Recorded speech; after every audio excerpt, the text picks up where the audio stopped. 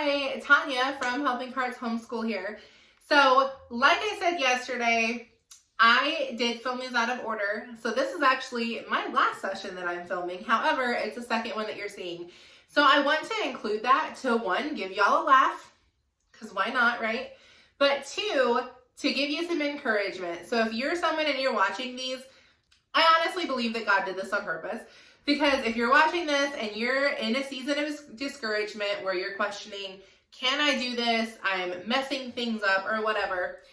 Just think of me, because I speak at homeschool conferences and I could not even figure out what order to film these in. So if I can do this, you're good. So if I can do this, ma'am, you got this. So again, I just wanted to include that because I did tell you all that yesterday as well. However, it's funny and we're going to laugh about it. And that's one thing, if I can give you any piece of advice during your homeschool career, if you will, learn to laugh at yourself. You're going to need it. Don't laugh at your kids until they're turned around. Laugh behind their back. But for yourself, absolutely. Learn to laugh at yourself. I love the quote, if you take yourself too seriously, no one else will. It's true. We need to give ourselves just as much grace as we give our kids, maybe even more.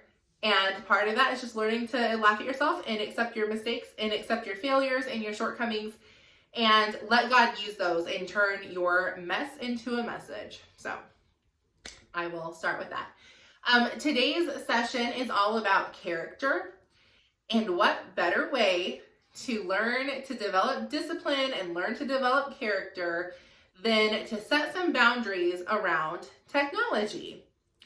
As soon as I said that, someone on here was like, it's like she sees me and I'm on my phone all the time and I'm always on Facebook and I'm always on Instagram.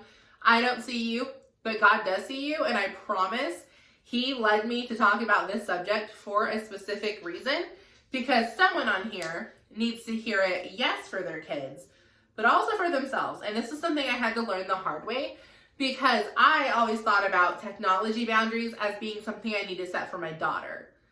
Then I started learning about some boundaries and real quick was like, oh, I probably should implement some of these. So while this session absolutely is to set boundaries when it comes to technology for your kids, it's also to set boundaries when it comes to technology for yourself. First off, I want to make sure we're on the same page. When we're talking about technology, we're not just talking about a phone. A phone absolutely is included, but we're also talking about tablets and iPads and television.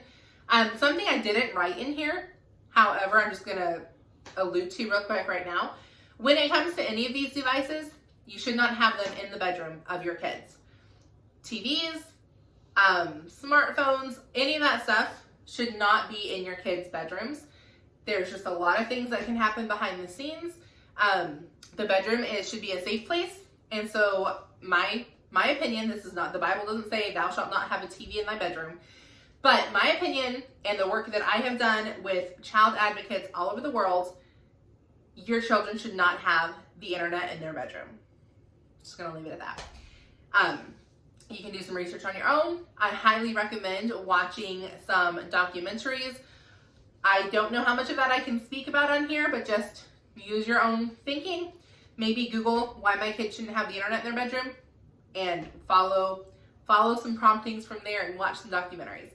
So iPads, tablets, video games would be under technology. I wrote down like iPod, pocket devices, smartwatches. I realize iPod dates me. I don't even know if those are a thing anymore. I haven't seen any of them, but I guess they could be a thing.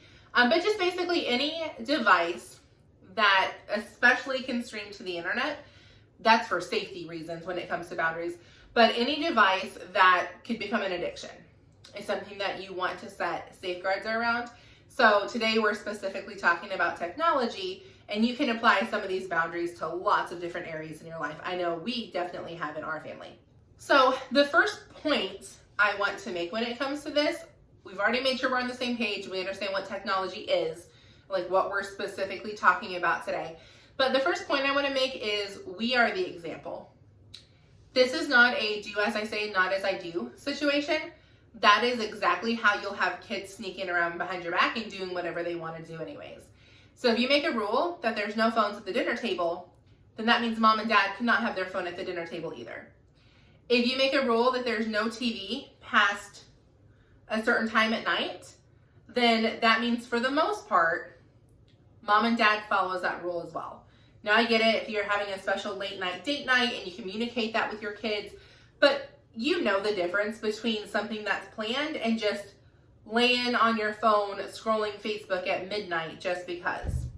And you may think, and I realize I said TV, but again, maybe your rule is no phone past a certain time at night. I don't know how kids find these things out. I'm not gonna lie to you. I have no idea. But I know my daughter sometimes will say things. I'm like, how did you know I did that? I don't know how they're gonna find out, but your kid's gonna find out you're scrolling at midnight, and they're gonna question why they're not allowed to scroll at midnight. So just not a Pandora's box that you wanna open. Go ahead and set the example instead of living by the motto of do as I say, not as I do. That's the generation I grew up in. I can tell you it did not raise very healthy kids. And it's not something I would suggest going down the road as a parent. And then to add on to that point, instead of looking at it like, man, I don't want to set these rules for myself. Like, these are supposed to be kids' rules. Instead, look at it as a chance to shape healthy character and healthy discipline for yourself. Because the Bible is very, very clear that if you can't lead yourself, then you shouldn't be leading other people. Well, guess what? We have kids, so we have to lead them. Which means regardless of how you came to have kids, it's now our job to lead those kids, which means we need to learn how to lead ourselves and have some discipline in our own lives. So this is a really good example of something that we live with every single day that would be an easy way to exercise some discipline where our kids can see us exercising that discipline. So I'm going to go to two categories when it comes to technology that we hit on hard in our family, and that is time spent and boundaries. So just talking about the time spent, a couple things under that is you want to set an amount of time each day where your child is clear and they understand how much time they're allowed to spend on a device, on a screen. I'm not saying you get 30 minutes on each screen, 30 minutes on the screen today or whatever your number is.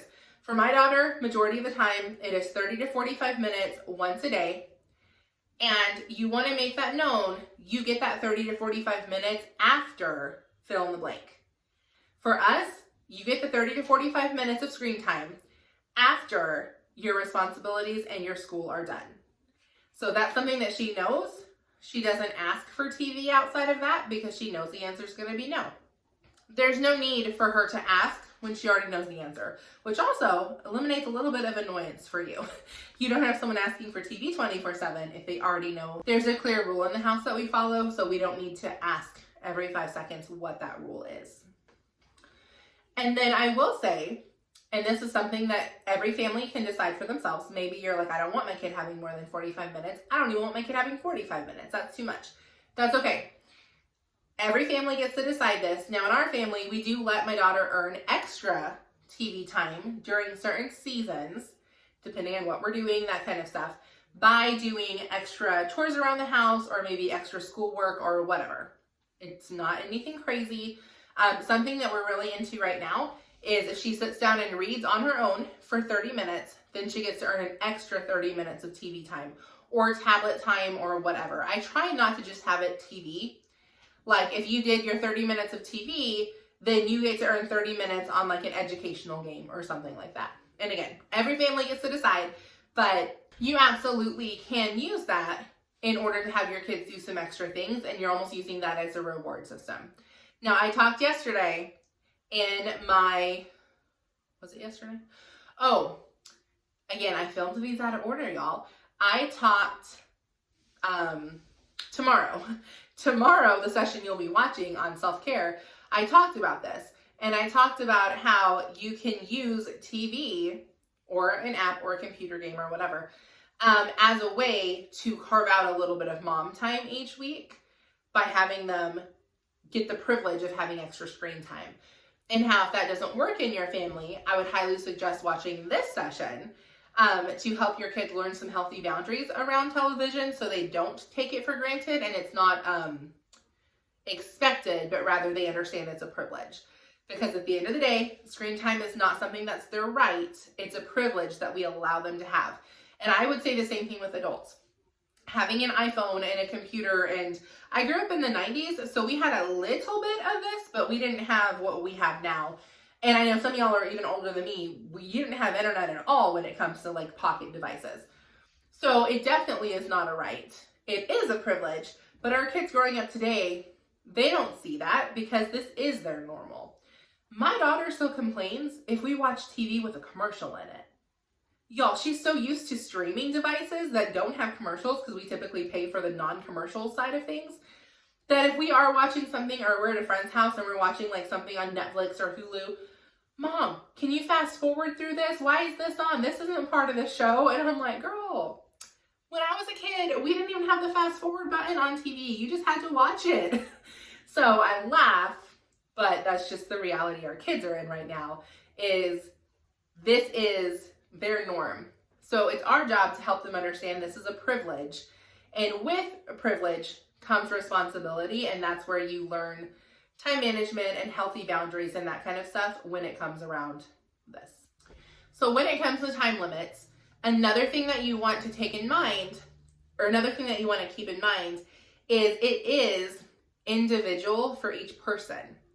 So my daughter may only get 30 to 45 minutes of screen time a day. I would not give myself 30 to 45 minutes because I work on my phone. My entire job happens on a screen. So 30 to 45 minutes isn't enough to pay my bills. So it's going to be different if you have someone in your house that works on a screen. It's going to be different if you yourself work on a screen.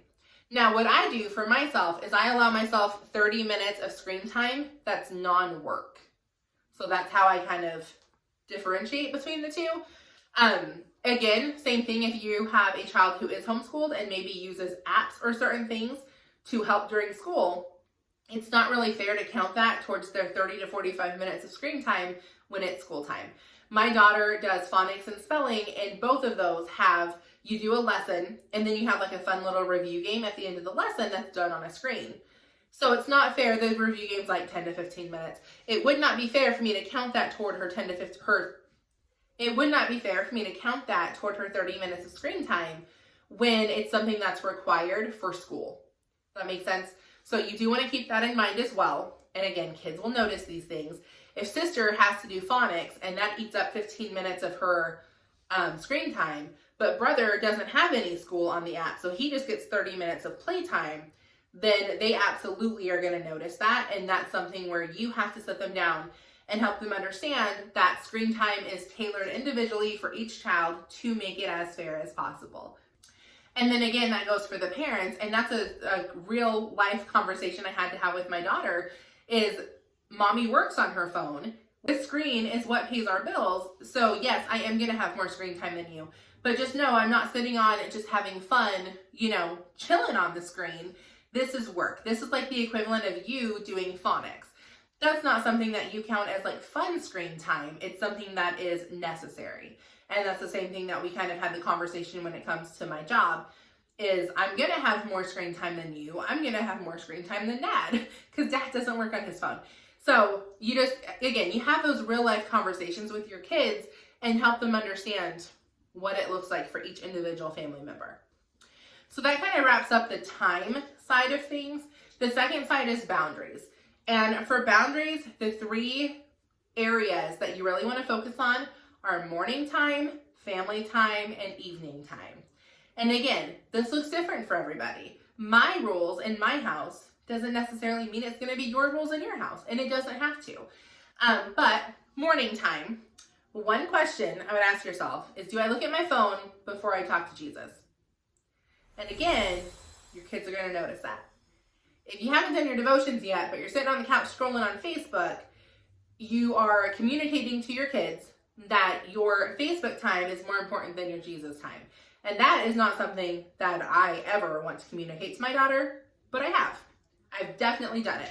And I think if we're all being honest with ourselves, we've probably all done it as well. So something that you want to set boundaries around your morning. And again, every family is going to look different. The rule we have in our house is we have our morning routine before we ever touch a screen.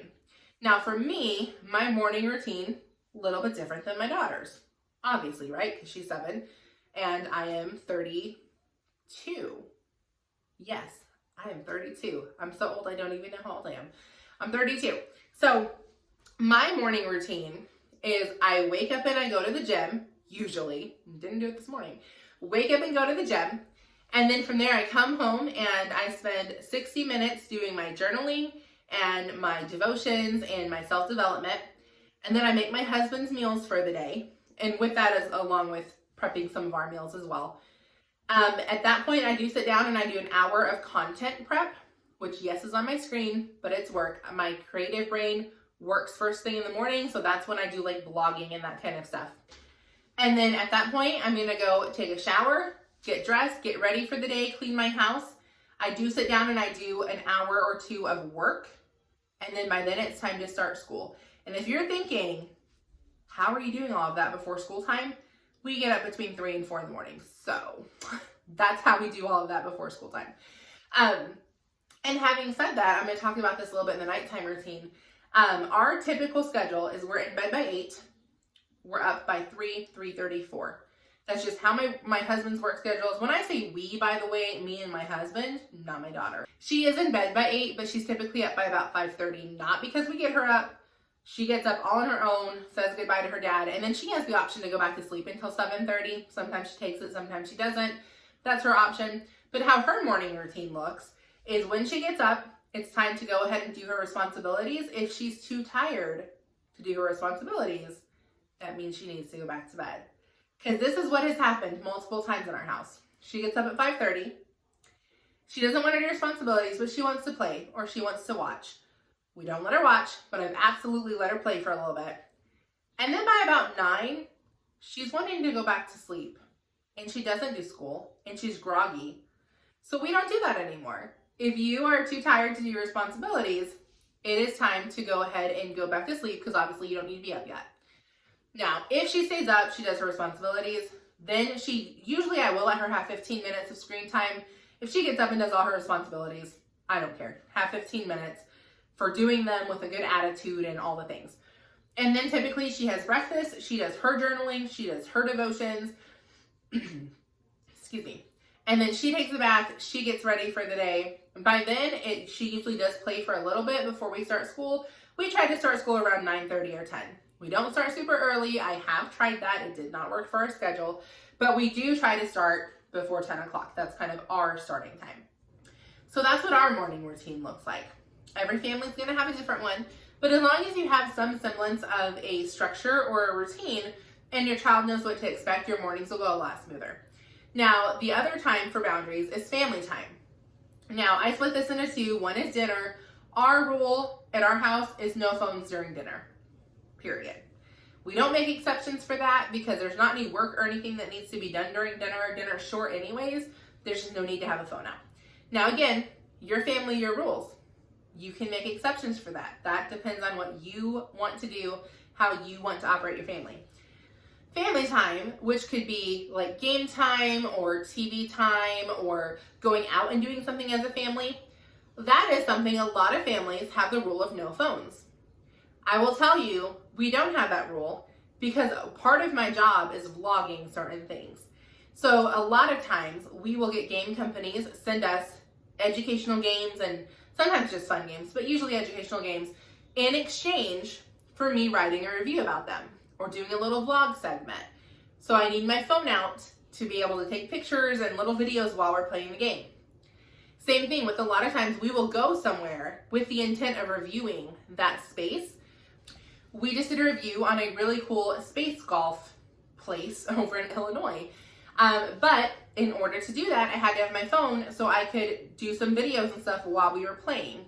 Now, you have to exercise discipline if you're going to do that because I wasn't allowed, well, no one told me I couldn't do this, but I told myself. I wasn't allowed to open up my text messages or open up my Facebook messages or open up my emails. I strictly had my phone to be able to take some videos while we were playing. Maybe it took 15 minutes out of the 2 hours that we were there with me having a screen in my hand. But because of that, again, if you gotta be fair. So my daughter loves taking pictures.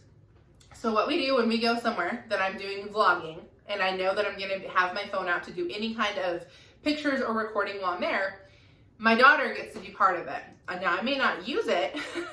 It may be something that I look at it, I'm like, oh, look, it's a cute video just of our feet. You literally didn't even get our faces.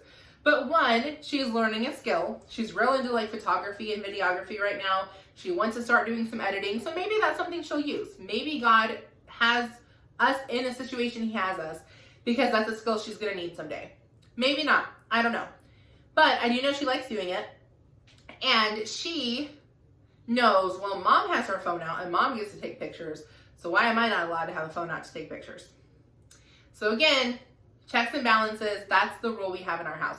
Now, my husband could absolutely take some videos, but he don't care. He's not doing all that. So he doesn't care one way or the other. So having said all of that, your family time, your house, your rules, but I would highly encourage you, whatever boundaries you set, to make them fair all across the board. If someone's allowed to have a phone to do something, then you need to make allowances for other screen time during other things as well. So, and then the last thing I have on here is nighttime setting boundaries. Now, again, this is something, your house, your rules. So something that I'll tell you, it's a good habit to get into of not bringing your phone to bed with you. Especially if you work on your phone. I know a lot of homeschool moms, we have side gigs, we design things, we advertise for certain companies, whatever. So a lot of it we do on our phones. If you bring your phone to bed, then your brain does not realize that bed is for sleep and you start getting your wires crossed. It becomes harder and harder to go to sleep and harder to get into that deep sleep state, which I forget what it's called, but your body needs it to rejuvenate for the next day. So I would not bring your phone to bed. Now again, we make exceptions, right?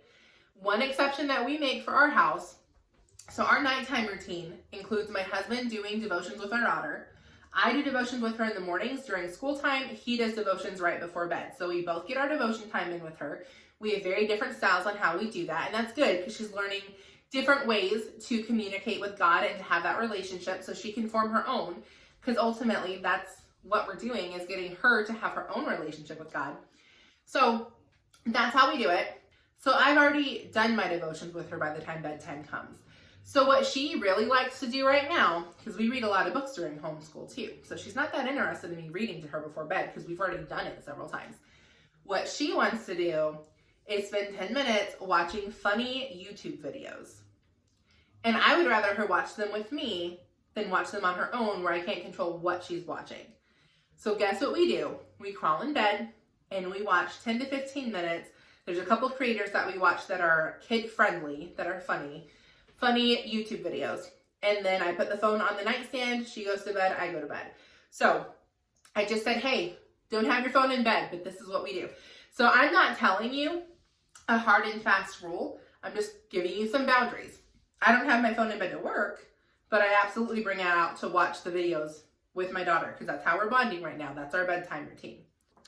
And then the last thing I want to say about that is also studies show you should be off your screen about an hour before you go to sleep. Again, clearly we are not doing that. However, we do make it a point, I do make it a point, I'm not speaking for my husband on this one, I do make it a point not to work and have the screen on or like scrolling Facebook or any of that stuff. The only screen time I really do before bed is that 15-minute window of videos with her. However, I do make the exception sometimes because, again, we go to bed at 8, so that means by 7, I need to be all done with any kind of anything when it comes to my screen. The one thing I make exceptions for is Zooming with new clients. A lot of times when I take on a new client, they're wanting to learn how to work from social media and replace their income from their job, which is awesome, except that means they have a full-time job. So they're not wanting to Zoom with me at 11 o'clock in the morning because they're at work. So when we're doing some of our training sessions, and again, if they're going to partner with me as a coach, I take that serious. I'm going to make exceptions for them because when I started doing this, I was working full time. So I was glad the person that I hired as a coach was willing to work around my schedule because that's the only schedule I had. I wasn't doing this full time. So if I have a client that needs to Zoom with me at 7 o'clock at night because that's her time that she's able to get away from her kids for a little bit, hop on a Zoom, figure out some training questions. I make the exception because I made that commitment to her when I told her I would coach her. So again, we're not perfect at this either. No one is. When it comes down to it, your house, your rules. But I would highly recommend having a clear set of boundaries around technology that you and your spouse and your kids are all in the same wavelength for, and you've all agreed on certain rules and certain standards so everybody knows what to expect. So the bonus that I'm going to give you today, again, there's 2 of them. The first one is just going to be some basic time management tips. So this is going to be for the person who's never really implemented time management strategies before. This is going to help you because in order to have really good boundaries around technology, you need to have a handle on time management and have somewhat of a morning routine and a night routine and not be leaving those things up to chance. Because if it's not scheduled out, more than likely you're going to lead with emotion and you're just going to grab your screen and you're going to scroll for a couple hours before bed. Been there, done that, got the t-shirt. I don't recommend it. The second bonus I'm going to include is the Boss Mom scheduling system. So this is time management on steroids. It's like the advanced version. This is something that I use every single day without fail. It will boost your productivity. It will help you keep your screen time to a minimum, not have any other time wasters in there. So I highly recommend checking that out if you have a good grasp on time management and you're just wanting to kind of take it to the next level. Super excited to give you guys those. And I will see y'all on tomorrow's video, even though I've already filmed it. But I hope you enjoy it. Again, it's all about moms and self-care, and I absolutely think it's something you should tune into. Again, I appreciate you guys so much for tuning in. I know it takes a lot of your time to come to these sessions. And if you're learning anything from any of these, feel free to reach out. I said this in tomorrow's video, which I thought was the first video. I am a normal, everyday person. You can reach me on Instagram at Helping Hearts Homeschool. You can reach me on Facebook, Tanya Gray Johnson. I'll absolutely respond to you. So if you have questions about anything regarding homeschooling, I love having those conversations. I'm very passionate about teaching other women who are homeschooling. So feel free to reach out. I'm not an alien. I promise I will get back to every single person. And I hope you have an amazing rest of your day. Enjoy the rest of the sessions.